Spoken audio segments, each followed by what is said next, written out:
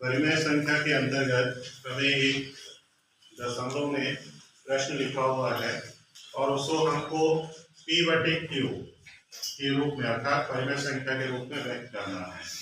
यहाँ पे देखिए प्रश्न में हमको लिखा है 5.125 और उसके ऊपर एक लाइन खींची हुई है।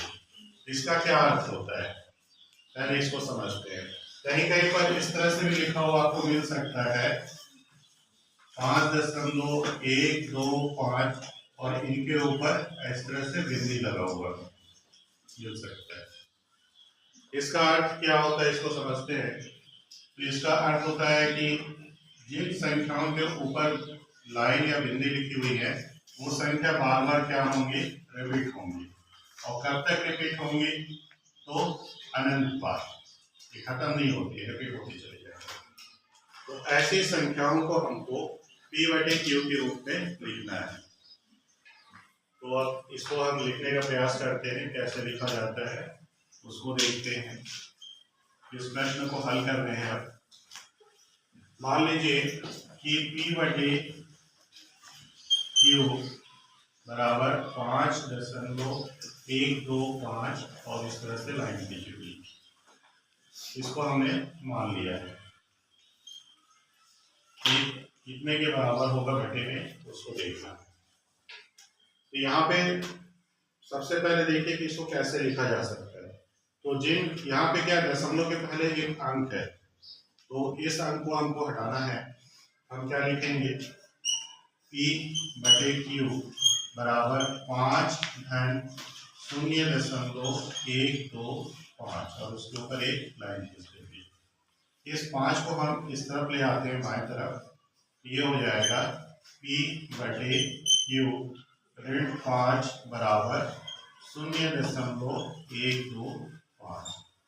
इसको एक नंबर डाल लेते हैं क्योंकि इसका उपयोग हम आगे करेंगे। वापस पुनः हम यहाँ से शुरू करते हैं, जो हमने माना है पुनः P/Q बराबर 5.125 और ऊपर ऐसे लाइन खींचेंगे। यहाँ से हम फिर से शुरू करें। इसको हम इस तरह से विस्तारित रूप में यहाँ पर भी लिखेंगे। तो इसको लिखेंगे P/Q बराबर 5.125 ऐसे बढ़ेगा। एक बार हम लिख लेते हैं, उसके बाद फिर उस पर लाइन लगा देते हैं। ठीक है, तो वो क्या हो गया, विस्तार उसका अनंत तक होगा। अब हमको क्या करना है कि इतने अंकों को हमको यहाँ से हटाना है ताकि 1.125 के ऊपर जो लाइन खींची हुई है वो संख्या हमको यहाँ पे मिल जाएगा, तो उसका मान रख सकते।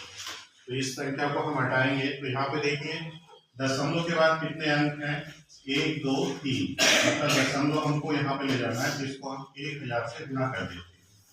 तो दोनों पक्ष में हम गुणा करेंगे 1000। P/Q बराबर 5.125 फिर 125 बार गुणे 1000। दोनों पक्षों में हमने 1000 का गुणा कर दिया है।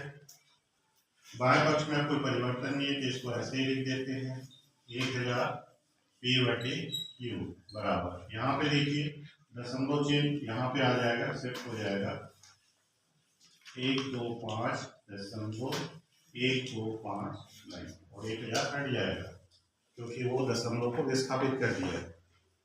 अब यहाँ पे देखिए इसको हम वापस तोड़ते हैं, ये हो जाएगा 1000 P/Q बराबर 5125 धन 0.125 बार। ये हो गया हमारा समीकरण नंबर 2। समीकरण 2 और 1 को ध्यान से देखिए। 1 में देखिए 0.125 के ऊपर जो बार लिखा हुआ है वह किसके बराबर है, P/Q ऋण 5 के बराबर है। अर्थात इस मान को हम कहाँ डाल दे सकते हैं, इस जगह पे उपयोग कर सकते हैं, इसलिए हमने वहां पे उस तरह से परिवर्तित किया। तो समीकरण 1 वर्ग 2 से। हम इसको करते हैं हम, तो ये हो जाएगा 1000 पी बटे क्यू बराबर 5125 वैसे ही रह जाएगा।